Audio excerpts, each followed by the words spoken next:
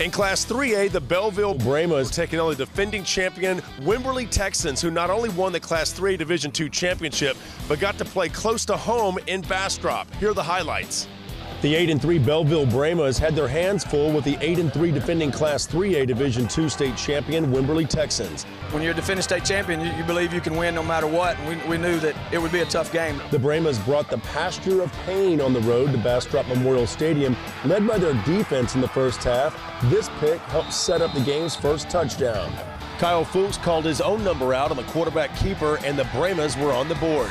Bellville can thank their defense for taking a 7-0 lead into the locker room as a pair of picks set the tone for this game. Trey Jordan with the interception off Reed Jones that really fired up the Brahmas. Well, they just tried to sink the tail back up the seam, and I, stayed back, stayed disciplined, and, he overthrew a little bit, luckily.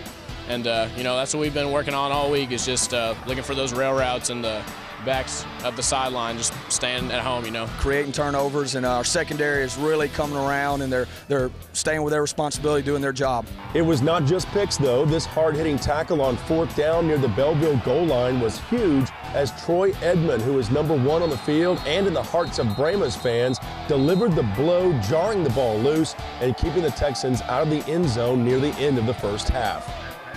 The Brahmas scored their second touchdown in the third quarter as the ground game started kicking in. Lakeith Nunn with a 6-yard touchdown run, and it was 14-0 Bellville. The Brahmas amassed 240 yards on the ground on 44 carries thanks to their huge offensive line. We did. Our offensive line really, opened up some holes for us, and our guys, ran through them and held on to the football. They just did a great job. Kind of started out slow as a team, and as the game went on, we just one of our plays kind of worked well with handing off to the halfback, just worked well, and can't say enough. I'm so happy right now. Started focusing more, they started running harder, just made that gap.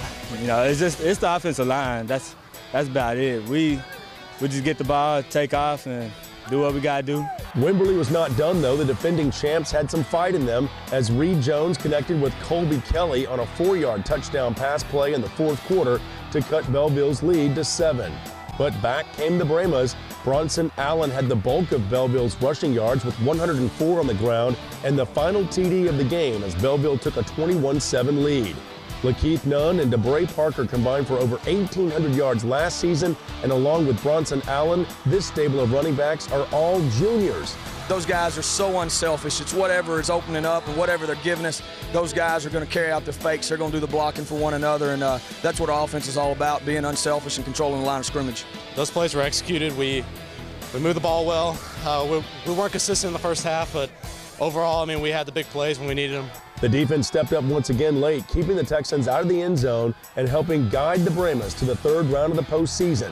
Forcing turnovers and a bend-but-don't-break attitude has been the defensive MO and part of the reason why Bellville has won 6 games in a row. There's a direct correlation right there to turnovers and wins, and our defense has been able to create a lot of turnovers. Our turnover ratio has been real high the last few games, just creating turnovers, making picks. Next up for Bellville in the postseason is Orange Grove in arguably the most competitive classification in all of Texas high school football, 3A Division II. Just super proud of our kids. They believed the whole week that they could do it, and they're peaking right now, and they're playing their best football of the year right now, which is the best time to be doing that. The team's motto is blonde hair, don't care, and Bronson's teammates wanted to let him know it's time to join the team in dying the do.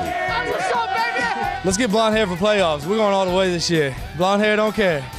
In Bastrop, Jeff Power, Max Prep Sports, your leader in online high school sports coverage.